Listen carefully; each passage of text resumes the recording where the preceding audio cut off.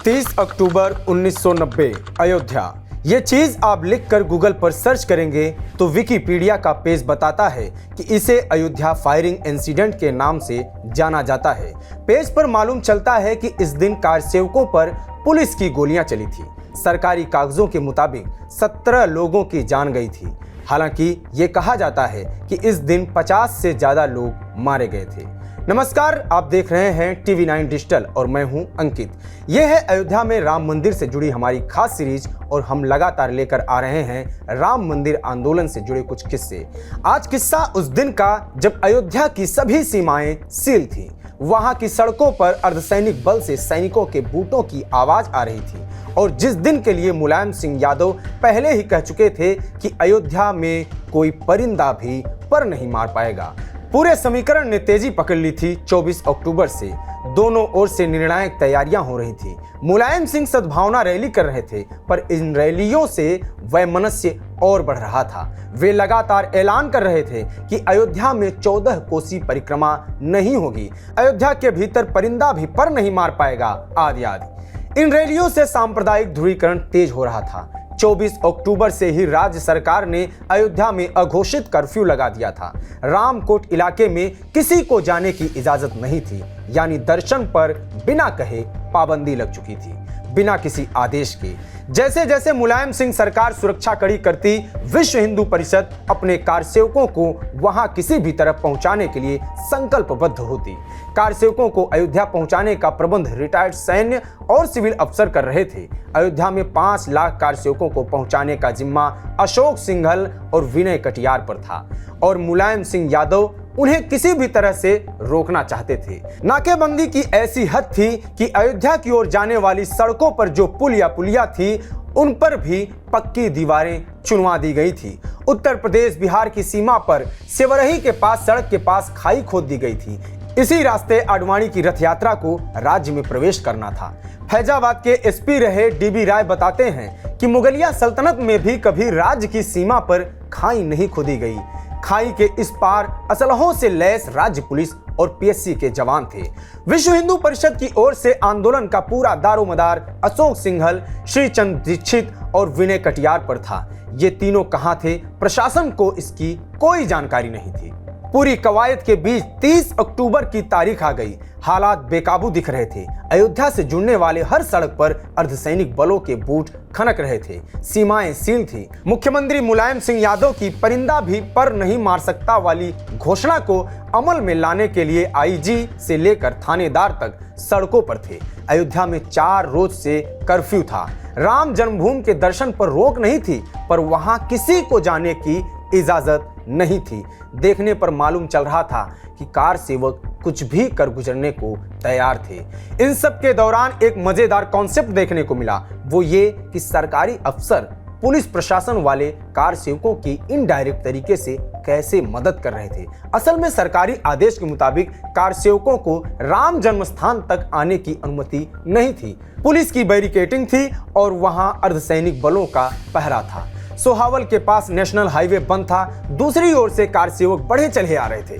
Police ने उन्हें रोका। इस पर उन्होंने पुलिस वालों से मिन्नतें की, खूब दुलारा पुचकारा, लेकिन दरोगा जी दृढ़ रहे। उन्होंने कठोर आवाज में कहा, इस सड़क से एक परिंदा भी नहीं जा सकता। सरकार का आदेश है और मैं इसका पालन करूंगा। इसके बाद उन्होंने अपनी आवाज में शक्कर घोली और बोले, लेकिन मैं आपको सड़क से उतरकर खेतों के रास्ते आगे बढ़ने से भी तो नहीं रोक रहा हूँ।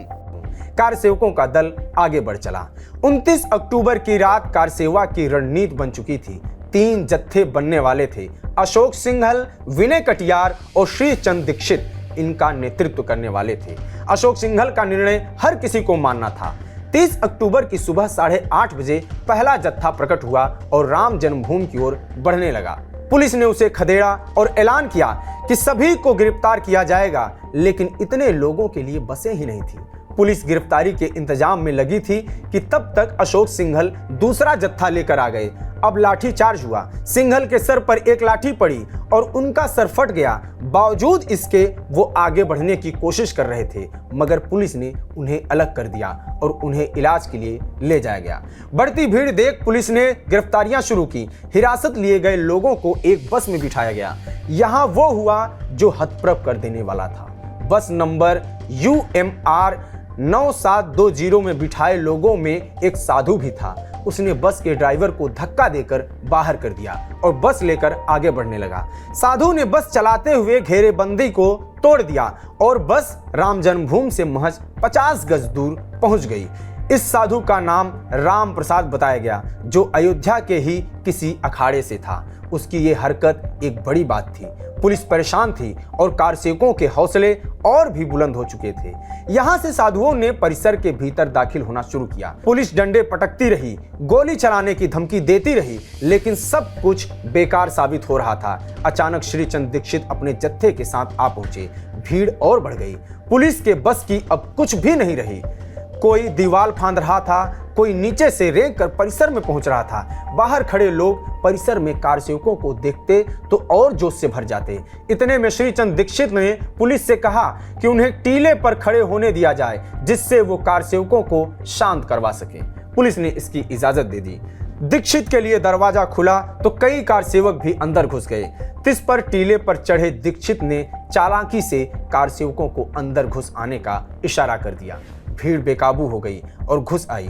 परिसर में कार सेवा शुरू हो गई और दीक्षित ने कहा, लोक शक्ति की जीत हो गई।